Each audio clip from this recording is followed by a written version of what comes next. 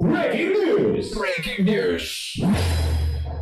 Maraming salamat, Bombo Marjorie. At nandito nga tayo ngayon sa Barangay Labinab, Cauayan City, kung saan ay merong isang lalaki, katawan ng lalaki ang natagpuan dito nga sa may ilog na nasasakupan ng Labinab, Cauayan City. At para sa kalaman ng ating mga kabombo, para sa description, Bombo Marjorie, etong lalaking natagpuan rito ay tinatayang nasa 50 to 60 years old na walang pang top or damit sa itaas, at siya naman ay nakasuot ng black na short at red na underwear, at ito ay meron may na-recover sa kanya na etong isang keypad na cellphone kulay red at may mga susi pa ng iba't ibang susi. Actually, Bombo Marjorie, hindi lang natin matiyak kung anong klaseng susi itong nakita sa kanyang bulsa. At syempre ito, Bombo Marjorie, talagang sinisiyasat pa rin ng kapulisan at ng SOCO and even itong mga barangay officials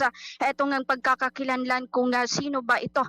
But kanina meron yung tumawag to verify dahil meron daw pala itong ang nawawalang individual dito sa may Cauayan City at ito ay 2 days na, Bombo Marjorie. But of course, as of now ay tinitingnan pa para ma-verify kung siya nga talaga ito, kasi hinahanapan kanina kung ito ba ay mayroong tattoo, kasi yung nawawalang individual dito sa may Cauayan City ay mayroon umanong tattoo. But so far, itong nakita rito ay wala naman umanong tattoo, Bombo Marjorie. But ito meron yung mga messages na kumpirma na taga research or malapit lamang din dito nga sa Labinab itong bahay nitong individual. At ito kanina nakapanayam natin ang SOCO at tinatanong natin kung kamusta ba itong pangyayari pag-recover dito nga sa naturang bangkay, pero itong pagpapahayag nila ay sa invest na lamang ng Cauayan na police station na aalamin itong karagdagang detalye kaugnay rito. Ito Bombo Marjorie, para sa karagdagang update makakapanayam natin live si Kapa Jong Estrada ng Labinab, Cauayan City para dito sa karagdagang impormasyon. Eto Kap, hindi po kagandahan ito nga pong balita dito po sa inyong nasasakupan, pero sino po yung unang nakakita ko rito, Kap? Actually, Bombo Princess, kanina nagluluto ako, may tumawag yung may-ari ng bahay dito, Mrs. Dumrique, Tresolin Duca Dumrique.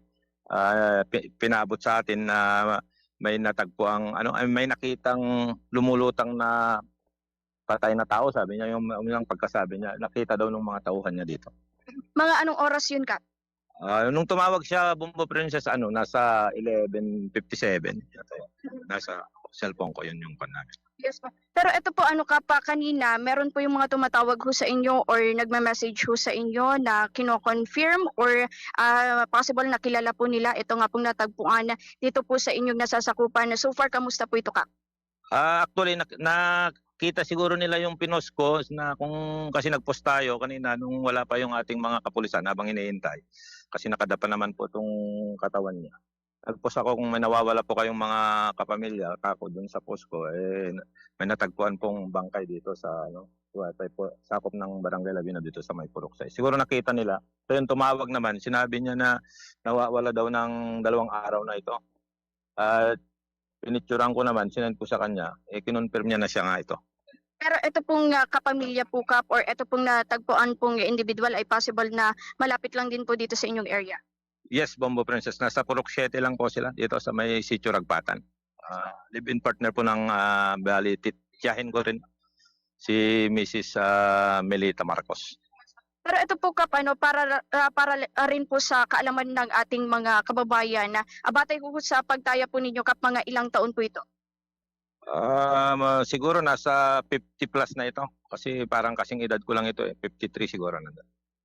And kamusta naman po, Kap, itong pag-recover sa katawan or yung pagkuha po sa kanyang katawan doon nga po sa tubig naman po, Kap? Okay naman, Bombo Princess, kasi nandito naman yung ating mga SOCO police na tumulong din ang ating mga barangay tanods at mga barangay kagawads na nag-assist para maiahon natin yung katawan ng bangkay, yung ating victim. Yes. Ito po, Kap, para po ma-picture out ng ating mga kababayan na saang part ng ilog or ito nga pong tubig natagpuan, ito nga pong naturang individual po Kap, mababaw or malapit po or kumbagay sa mga ato pong mga batuhan po Kap? Mababaw lang, Bombo Princess, dito sa may ginagawang flood control dito sa may Purok 6, sakop po ng Barangay Labinat. Yes po. And pagdating po dito Kap, is it the first time na meron pong ganitong insidente dito ho sa inyong nasasakupan? Sa ngayon, parang hindi naman. Nung mga nakaraang mga taon, medyo matagal na rin. 2007, meron nangyaring ganito rin. And ngayon po Kap, nakikita ho natin ng talagang malapitan ito nga pong bangkay. Pero gusto ko sana namin na manggaling ho sa inyo, paki-describe nga po Kap itong lalaki na natagpuan po dito sa inyong area. Isang lalaki, may siyang buhok, hubad, walang damit sa pangitaas, naka-short ng itim. At may taas na, kung siguro ito, 5'5". Tapos may mga gasgas, bunga ng pagkakaano siguro sa ilog. At hindi naman natin pwedeng sabihin na ano ito kasi kung hindi naman sasabihin ng doktor na mag-autopsy sa kanya kung may tama. Kanina po pala Kap, meron po yung nagsasabi na possible na pamilya nga po nila or kapamilya ito nga pong naturang biktima or naturang individual. Pero ito may pagpaplano po ba sila Kap na pumunta na ho agad dito or doon na lamang po sa punerarya titingnan ito nga pong naturang individual? Doon na lang daw sa purinarya, Bombo Princess, kasi ang alam nila andito na yung purinarya kasi kaya hindi na nagpumilit na pumunta rito. Maraming salamat po Kap sa inyo pong oras and of course kukuha pa ho kami ng karagdagan pa hong updates kaugnay nga po rito Kap. Of course yung paalala po ninyo sa atin hong mga kababayan. Sa ating mga kababayan, lalo na ngayon at magbabagong taon, mag-ingat-ingat tayo kung sakaling iinom po tayo ng mga nakakalasing na inumin. Pag po nating isa sa ulo, sa tiyan na lang natin para sa ganun maiwasan yung mga ganitong sakuna. Yun lamang, Bombo Princess. Maraming salamat po Kap. At iyan Bombo Marjorie, atong ating naging panayam kay Kap Jong Estrada ng Barangay Labinab, Kawayan City. At sa katunayan sa pagkakataong ito ay naghihintay pa rin dito ang hanay ng SOCO at ng PNP Kawayan, particular ito nga ang mga investigador ng Kawayan City Police Station at hinihintay na lamang din ang susundo dito para sa karagdagan pang pagsisiyasat and of course para naman dito nga sa sa funeral homes Bombo Marjorie at syempre abangan din natin kung possible ba na makakarating pa rito etong ang pamilya or doon na lamang sa punerarya makikita. At yan muna yung latest dito sa lungsod ng Kawayan. Ako si Bombo Princess Ogliman and this is Bombo Radio Philippines, the number one and most trusted source of news and information. Basta Radyo, Bombo! DZ